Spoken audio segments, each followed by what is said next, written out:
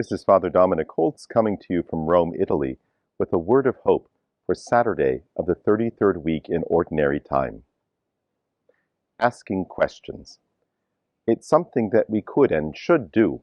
It's an important part of coming to understand the world, and that's no less true about the faith. We should ask questions about the faith. Some of our questions may arise from simple but honest curiosity about some facts of the Bible or some features of church tradition. Some may come because we're trying to resolve deep doubts that we have. We want to receive the faith, but we don't understand it, and so we ask questions, even hard questions, but we ask them because we truly want to understand.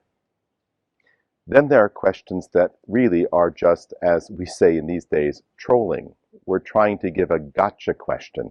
We don't ask because we want to come to wisdom. We don't ask because we want to understand. We want to catch someone in what we think is a falsehood.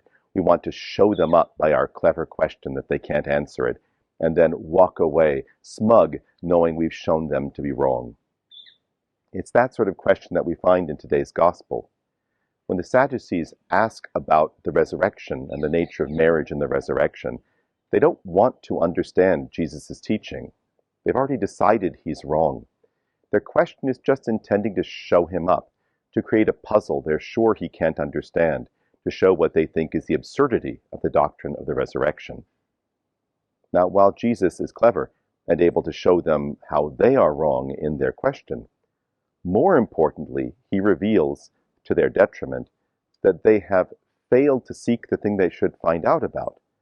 They have failed to receive the good news of the resurrection, that despite all their questions, all their worries, all their puzzles, that the resurrection is good news, and if it's true, they should be happy to embrace it. And if Jesus offers them that resurrection, they should be happy to embrace him.